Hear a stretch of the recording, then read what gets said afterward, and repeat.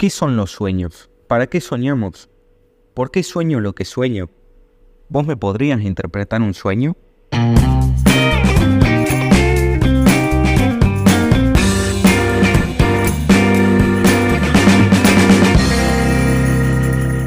Bueno, ¿qué tal? Bienvenidos a este tercer episodio de La Curiosidad Mató al Gato.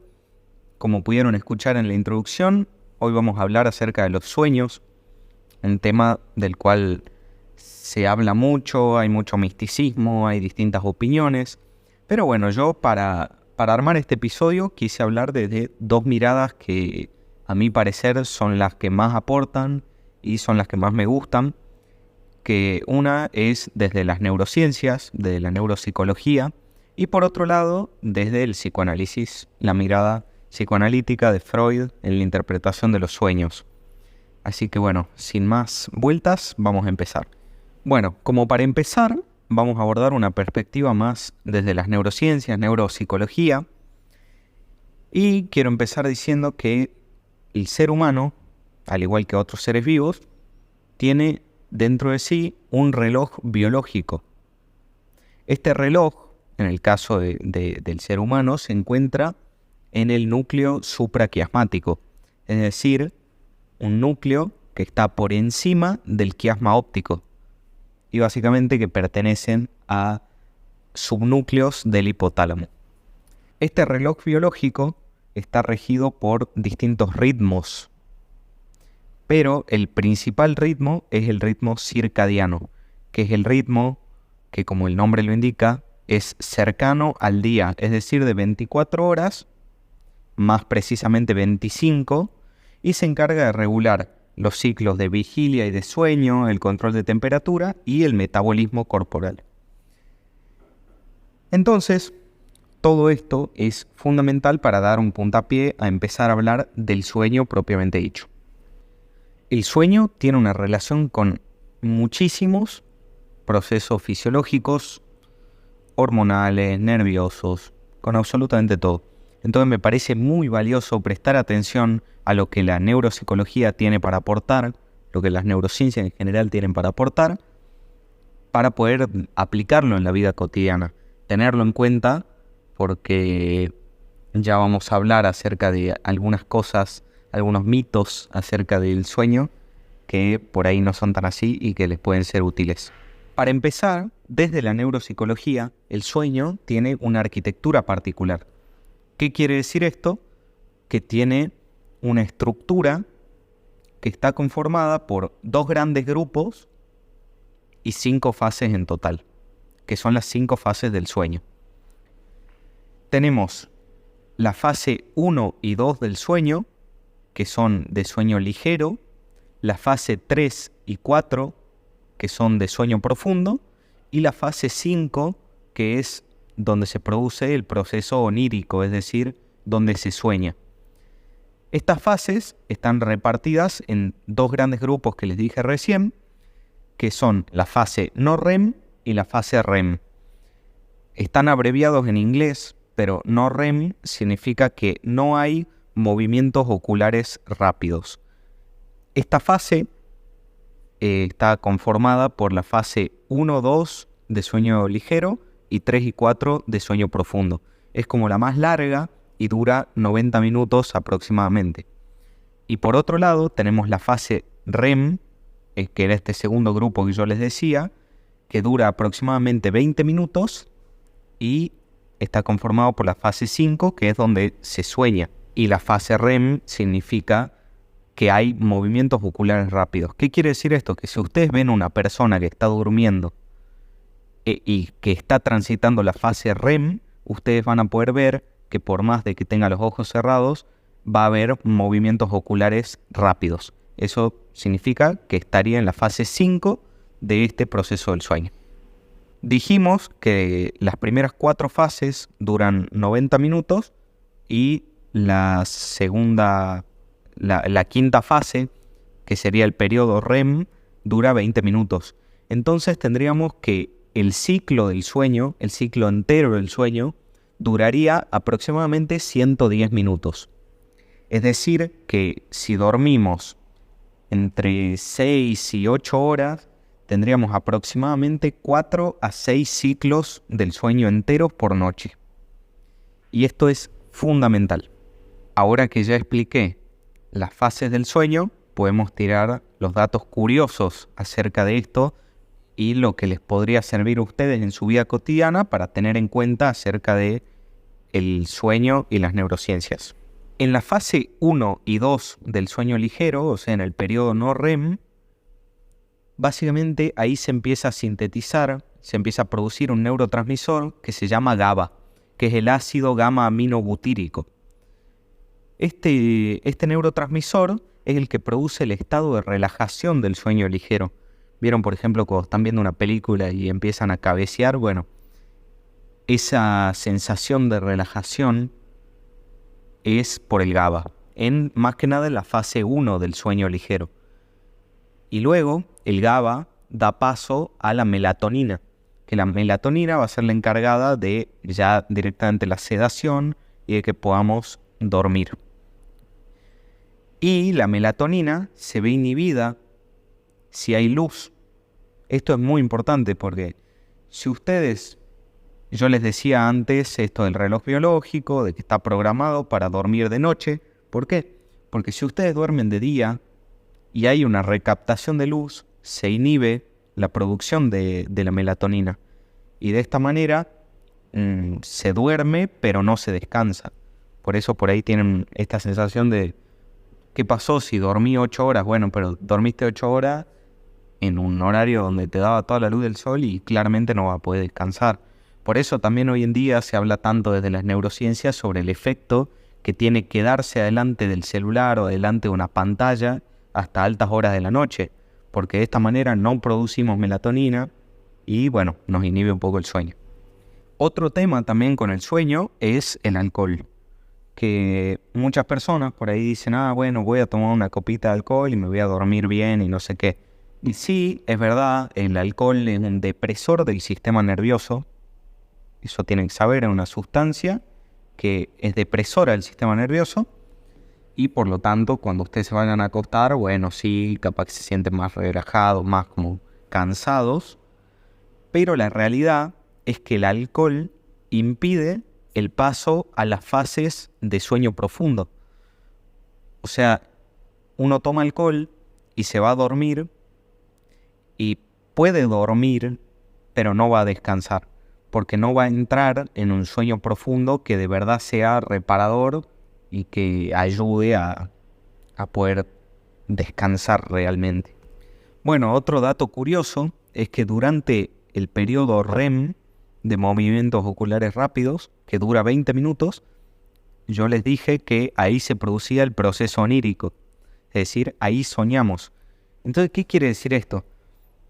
Que nosotros soñamos durante 20 minutos aproximadamente y que encima no es que soñamos una vez, sino que yo les dije recién que podían ser de 4 a 6 ciclos por noche del sueño. Entonces soñamos de 4 a 6 veces por noche. Es imposible no soñar, siempre soñamos. Otra cosa muy distinta sería que no nos acordemos, que eso ya lo vamos a explicar desde el psicoanálisis. Puede pasar que no nos acordemos de un sueño, pero de que soñamos, siempre se sueña. Siempre, siempre, siempre. Y por último, para terminar ya con esta mirada neurocientífica, quiero darles un consejo a aquellas personas que estudian o entrenan. Tengan en cuenta, por ejemplo, las personas que entrenan, así como es importante entrenar, así como es importante comer bien, es fundamental dormir bien, porque cuando nosotros dormimos se regeneran tejidos, se produce la recuperación biológica, tanto de tejidos nerviosos como del cuerpo en general. Y por otro lado, están aquellas personas que estudian, ya sea en la universidad, en el colegio, que tienen que rendir. Muchas veces escuché que dicen, me voy a quedar toda la noche despierto estudiando porque si no, no llego, o yo estudio de noche y no sé qué cosa. Y la realidad es que desde la neuropsicología yo les puedo decir que es todo lo contrario a lo que tienen que hacer. Porque cuando nosotros dormimos, en la fase no REM, se fijan memorias semánticas. Es decir, la memoria semántica es la memoria académica, es la memoria de los conocimientos. Entonces, lo recomendable en realidad sería, durante el día anterior a rendir, repasar la materia y a la noche dormir bien. Porque si nosotros repasamos la materia la noche antes y dormimos bien, se van a fijar esas memorias y al día siguiente es más probable que recordemos que si nos hubiéramos quedado toda la noche despiertos, sin dormir, sin fijar memoria, no se recupera el tejido nervioso, entonces estamos más cansados, en un menor estado de alerta. Entonces, por lo tanto, es más probable que nos vaya mal que si dormimos bien. Y el último punto es referido a la siesta, que muchas veces, díganme a ustedes si no les pasó, que se van a dormir una siesta y terminan 70 veces más cansados, con más sueño, con menos ganas de vivir que antes de la siesta. Y esto es porque hay que tener en cuenta los ciclos del sueño para dormir. Yo antes les dije de que la fase 1 y 2 son de sueño ligero, la 3 y 4 son de sueño profundo, y esa fase dura 90 minutos. Y el ciclo entero, junto con la fase REM, dura 110 minutos. Entonces, si quieren usar esto a su favor, yo les recomendaría que hagan las famosas siestas energéticas. Que las famosas siestas energéticas son ni más ni menos que calcular el tiempo para levantarse, para despertarse, antes de entrar en las fases de sueño profundo. ¿Qué quiere decir esto? Que en vez de hacer una siesta de 3 horas, hagan una siesta se recomienda entre 30 y 40 minutos. Porque 15 minutos es poco, ya más de 40 ya estaríamos entrando en las fases 3 y 4 de sueño. Entonces se recomienda menos de 40. Lo ideal sería una siesta energética de 30 minutos. Pero teniendo en cuenta la fase del sueño. Porque si nos levantamos en la fase 3 y 4 de sueño profundo, claramente nos vamos a levantar mucho más cansados que si nos levantamos en la fase de sueño ligero. Y ni hablar si nos levantamos en medio de la fase REM, que es la fase onírica, la fase del proceso del sueño, digamos. Entonces yo les recomiendo que si quieren dormir una siesta, hagan siestas energéticas, cortas, teniendo en cuenta esta información de los ciclos del sueño, o si no, si ya quieren dormir más, calculen para levantarse después de 110 minutos, cosa de no levantarse en la fase REM, sino que levantarse en la fase no REM, en la fase 1 o 2 de sueño ligero. Bueno, ya habiendo hablado acerca de la neuropsicología y del sueño en cuanto a las bases biológicas, vamos a hablar un poco sobre el psicoanálisis y los aportes que tuvo Freud con respecto a los sueños. Como ustedes sabrán, en la antigüedad los sueños tenían como una cualidad más como mágica, relacionada con premoniciones, con lo sobrenatural, con dioses, demonios. Es como que siempre hubo mucho misterio alrededor de los sueños y por lo tanto un montón de mitos también. Algo que se hacía antes era otorgarle significado a cada símbolo que aparecía en el sueño. Por ejemplo, si soñás con dientes, significa tal cosa. Si soñás con una víbora, significa tal cosa. Es como que a cada símbolo que aparecía se le daba un significado concreto. Así se interpretaban los sueños antes. Pero después viene Freud, que era bien marketinero, y saca el texto de la interpretación de los sueños, que él ya lo tenía escrito desde 1899, pero agarra, y para fomentar su marketing, lo publica, espera para publicarlo en el año 1900, con el cambio de siglo, como marcando un cambio de ideas, porque para la época eran muy revolucionarias las ideas que él planteaba. Entonces, allí saca su texto y se podría plantear que ese es el inicio propiamente dicho del psicoanálisis, como lo conocemos. Freud, en este texto, plantea de que el sueño es una formación del inconsciente. Es más, dice que el sueño es la vía regia de acceso al inconsciente. ¿Qué quiere decir esto? Que a través de la interpretación de los sueños podemos obtener material muy importante acerca del inconsciente de determinada persona. Y como el sueño es una formación del inconsciente, Freud plantea que el sueño siempre es una realización de deseos inconscientes.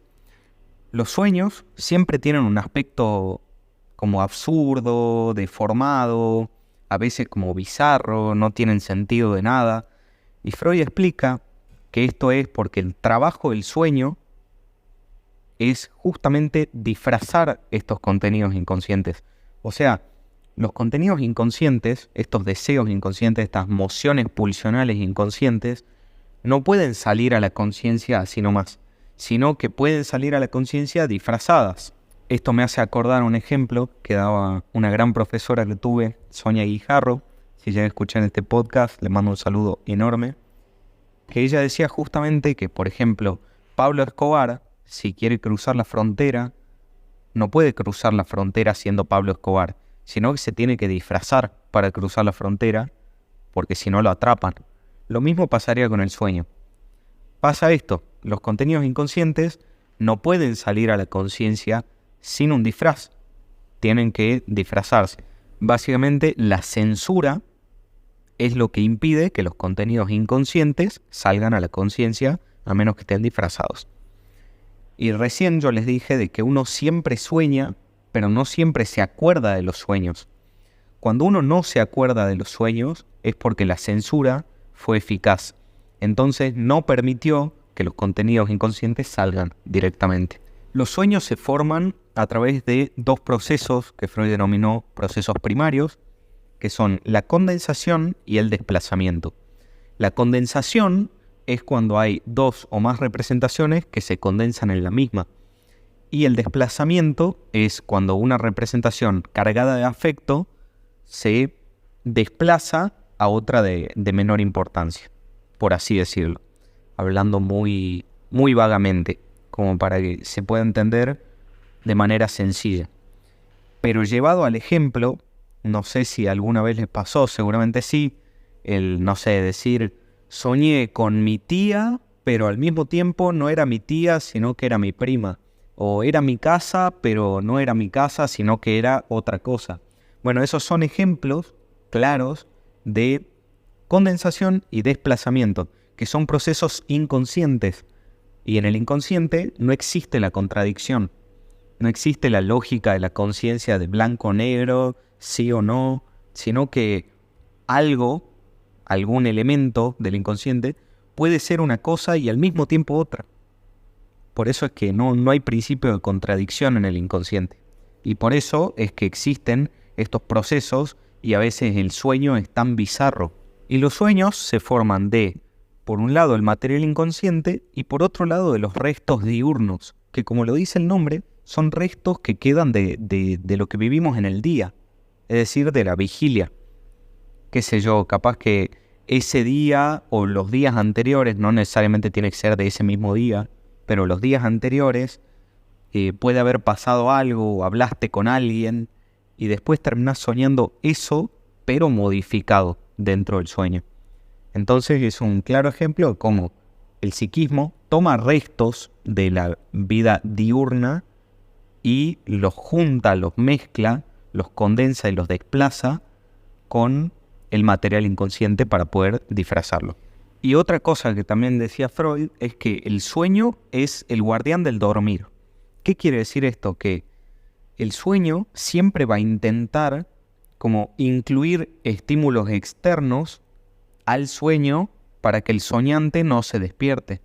Porque justamente esa es la función que tiene el sueño, que la persona no se despierte. Entonces, no sé, capaz uno está durmiendo y, no sé, tiene ganas de ir al baño u otra necesidad fisiológica, o capaz algún estímulo externo como el calor, el frío, o alguien hablándote, o lo que sea que pase en el mundo externo, esos estímulos, el sueño va a intentar incluirlo dentro del mismo para que el soñante no se despierte. Y tiene bastante sentido. Bueno, y para terminar quería hablar acerca de la técnica de interpretación de los sueños que tenía Freud. Que básicamente, yo les dije en el anterior episodio, que el psicoanálisis se basa en la asociación libre, es decir, lo primero que se le venga a la cabeza al paciente. Entonces, Freud lo que hacía era que el paciente cuente su sueño y de ahí tratar de ir haciendo que el paciente pueda asociar. Por ejemplo, no sé, anoche soñé con un auto, por ejemplo, y en el auto iba mi mejor amiga y el auto chocaba. Bueno, ¿qué se te viene a la cabeza con eso? Es decir, tratar de ir asociando libremente para ver cuáles son las representaciones que están ligadas a ese material simbólico. Yo recién les dije que uno de los procesos del sueño es la condensación y el otro el desplazamiento. Entonces tiene mucho sentido hacer que el paciente pueda asociar para poder encontrar un sentido a ese material simbólico que está escondido, está velado, está disfrazado y que pueda tener algún tipo de efecto. Pero los sueños deben ser interpretados bajo transferencia, bajo una relación terapéutica, para poder tener un sentido según lo que se va desplegando en el análisis. Porque si no, no es muy válido. Como les dije en el primer episodio, los psicólogos no tenemos la bola de cristal, no sabemos qué significa si soñaron con Spider-Man o si soñaron con la reina Isabel. Por lo tanto, son cosas que hay que desglosar e ir hablando y asociando en un análisis a partir de un profesional de la salud mental. Si no, la interpretación de los sueños va a caer en ser cualquier cosa al final y no ser algo serio como si pretendía Freud que lo sea. Bueno, gente, y eso es todo por hoy. No tengo nada más para agregar, solamente agradecerles por acompañarme, por estar, por escuchar, por interesarse. Ojalá este episodio les haya gustado, les haya despertado alguna reflexión, les haya hecho pensar algo, generarse más preguntas. Y los invito a seguirme en Instagram, a seguirme en Spotify.